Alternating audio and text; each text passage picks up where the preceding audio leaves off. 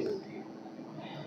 ये थाना लाडगंज अंतर्गत दिनांक 28 जुलाई को रानीताल के पास में एक अवलोकन होटल है, वहाँ पे ये जानकारी प्राप्त हुई पुलिस को कि एक कुणाल पटेल नामक व्यक्ति के द्वारा वहाँ पर एक लग्जरी रूम की डिमांड की गई थी और वो नहीं देने पर वहाँ पर फायरिंग की गई, जिसके बाद पुलिस वहाँ पर मौके पर पहुँची और पुलिस को देख के वो व्यक्ति भाग गया था, जिसकी उपरांत थाना लाडगंज में अपराध पंजीबद्ध किया गया BNS 109 के तहत में और 296 और 35 BNS के तहत में।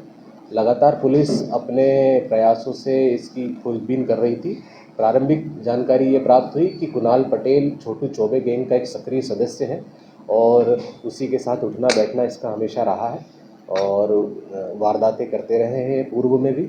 इसी आधार पर हमारी जो पूरी टीम थी वो सक्रिय हुई और जो संभावित उसके स्थान थे वहाँ पर दबिश दी गई और कल दिनांक को हमारे द्वारा सफलता हमारी लाडगंज की टीम थाना प्रभारी के नेतृत्व में एक रवाना हुई, जिसने उसको जिस स्थान पर मुखबिर ने सूचना दी थी वहाँ से उसको अरेस्ट किया गया।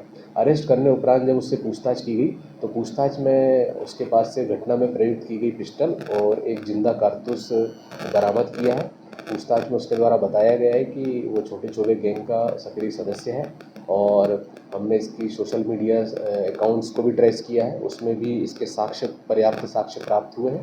उसी आधार पर इसकी गिरफ्तारी की जाकर आज न्यायालय में पेश किया जाए। लगातार लाडगंज थाने को इस समय पिस्टल और कट्टों की कार्रवाई पर सफलता मिल रही है। लगभग कैसे कितने घंटे और कितने पिस्टलें पकड़ी गई?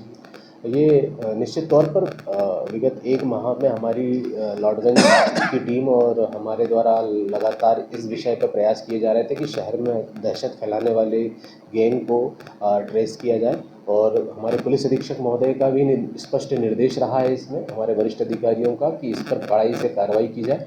उसी के तहत हमने अलग अलग टीमें गठित करी और पिछले एक माह में लगभग हमारे द्वारा 10 पिस्टलें जो देसी बनाई गई हैं उनको और देसी कट्टों को जब्त किया गया है और ये कार्रवाई लगातार आगे भी जारी रहेगी। सभी अपराधियों को स्पष्ट संदेश है जबलपुर पुलिस का कि जो भी दहशत फैलाने का और अवैध रूप से लोगों को डराने धमकाने और अवैध गतिविधियों में संलिप्त पाया जाएगा, हमारी टीम बिल्कुल बेझिझक उनके खिलाफ कार्रवाई करेगी और उनको गिरफ्तार करेगी। सर, इनके सूत्र जो है जहाँ से इनको ये पिस्टलें मिल रही हैं, कारतूस मिल रहे हैं, उन तक पुलिस कब तक पहुँचेगी और कैसी कार्रवाई करेगी? ये बिल्कुल तय है कि इनको जहाँ से ये चीज़ें प्राप्त हो रही हैं या अवैध हथियार प्राप्त हो रहे हैं उस पूरी लिंक को खंगाला जा रहा है, उनके अकाउंट्स को ट्रेस किया जा रहा है और इसके अलावा जो जेल में बंद आरोपी हैं उनकी भी रिमांड लेने के लिए हम न्यायालय से निवेदन करेंगे ताकि एक पूरी गैंग को हम एक कंपोजिट रूप से उनसे पूछताछ कर सकें और इस पूरे नेक्सस को हम खत्म कर सकें। इसके खिलाफ कितने प्रकरण दर्ज? कुणाल के खिलाफ भी 3-4 से ज़्यादा अपराध अलग अलग थानों में दर्ज हैं। अभी प्रारंभिक तौर पे हमें जो जानकारी प्राप्त हुई उसमें थाना लाडगंज और अन्य थाना क्षेत्रों में इनके अपराध दर्ज होना पाया गया है। सर, कोई बड़ी कार्रवाई इसके ऊपर करेंगे जब जिला बदल? अभी तो इसे अपराध में गिरफ्तार किया गया है और आगे की प्रक्रियाओं में हम देखेंगे कि इसके ऊपर कौन सी और कार्रवाइयाँ हम प्रतिबंधात्मक कर सकते हैं।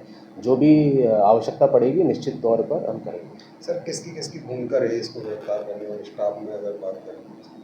इस पूरे घटनाक्रम के बाद जो टीम गठित की गई थी उसमें थाना लाडगंज के थाना प्रभारी उप निरीक्षक नादोनिया, इसके अलावा कांस्टेबल और हेड कांस्टेबल पंकज हुलेश और यहाँ के जो 2IC हैं मनोज, इसके अलावा ASI राजेश वर्मा, ये सभी इनकी महत्वपूर्ण भूमिका रही है।